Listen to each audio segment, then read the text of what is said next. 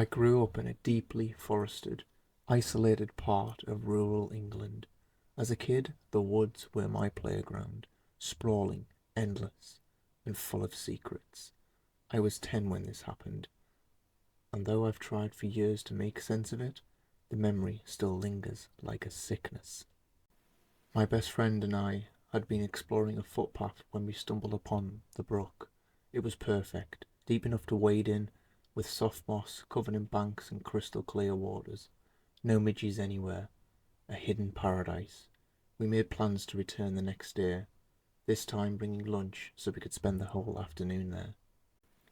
The next day, around 1 p.m., we entered the woods, through the same familiar spot, following what we thought was the same path, but something was off. The trees seemed denser, their branches tangled in unnatural patterns. The air carried a stillness that hadn't been there the day before.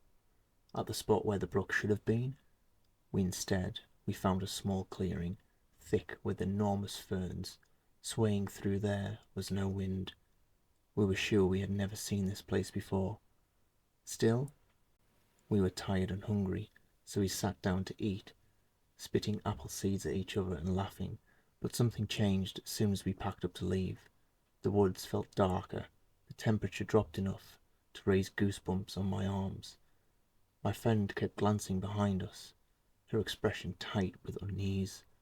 The silence was unnatural. No birds, no rustling leaves, just our footsteps crunching over twigs. Then we saw it. Half buried in overgrowth was an abandoned bathroom, an old porcelain sink, a toilet, and a clawfoot bathtub, all swallowed by ivy. The sight of it made my stomach turn. It wasn't just abandoned, it felt placed, arranged deliberately, as if someone, or something, had set it up that way. We tried to laugh it off, nervously calling it the Green Man's bathroom, but neither of us felt right anymore. Another hour passed, and nothing looked familiar. The trees stretched impossibly high, their gnarled roots twisting across the forest floor like veins. Fear settled in as we realized we were truly lost. Desperate, I suggested we followed the sun, reasoning it would eventually lead us to a road or a house. My friend insisted on another way, and frustration boiled over into a full-blown argument. In our panic, we did the worst possible thing. We split up. Not 10 minutes after leaving her behind, I heard footsteps trailing me. At first, I assumed it was my friend, had changed her mind and was following me. But when I slowed, the footsteps slowed. When I stopped, they stopped. The breath hitched. My grip tightened around a thick branch I'd picked up as a weapon. The air felt wrong, thick, charged, like the moment before a lightning strike. I turned sharply, expecting to see my friend or even an animal. Nothing. The forest behind me was empty, but the feeling of being watched pressed in like a suffocating heat. Swallowing my fear, I pushed forward. The sky darkened faster than it should have, the last sliver of sunlight vanishing too quickly, as if something was smothering them. And then I saw it. The Green Man's bathroom. I'd been walking in a straight line, following the setting sun west. There was no way I should have ended up here again. My pulse pounded as I stumbled back, my breath shallow. The forest was wrong, folding in on itself like a twisted maze.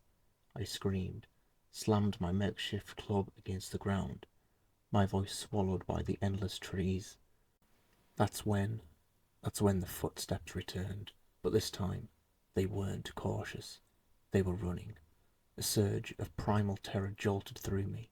I spun, ready to face whatever was chasing me, only to be met with a sight that had haunted me ever since. Above the trees, the sky had torn open. A swirling void of black clouds churned above me, darker than the deepest pit, as if the night itself had been ripped free from time. And from within it came the sound of a church bell, loud, deep, ringing through my bones with an unnatural resonance. They weren't coming from the distance, they were pouring from the gaping abyss in the sky. I don't remember deciding to run. My body simply took over, hurtling me through the darkened woods, branches clawing at my arms and face. The bells roared in my ears, vibrating through my skull, filling me with the dread so absolute it threatened to drown me. Something was wrong. Something was calling. And then some part of me knew, if I'd stopped, if I looked up too long, I would never be seen again. I ran blindly for what felt like hours, until the ground disappeared beneath me. I crashed forward, slamming into something low and hard, knocking the wind from my lungs. Dazed, I reached out, my fingers meeting cold metal, a fence. Gasping, I followed it with trembling hands, dragging myself up and over a hill, until, mercifully, a house came into view. Lights. Salvation. I staggered to the back door, barely able to form words as the farmer opened it and took my battered, bloody state. He gave me a ride home, my body shaking so violently I thought I might shatter. When I finally stumbled through the front door, it was after 9 p.m. My family barely glanced up. My friend had made it back hours ago, assuming that I had too. No one had been looking for me. No one had even known I was missing. To this day, I wonder how long they would have waited to come find me. And worse, I wonder if they ever would have found me at all. Safe to say I've never returned to the woods again.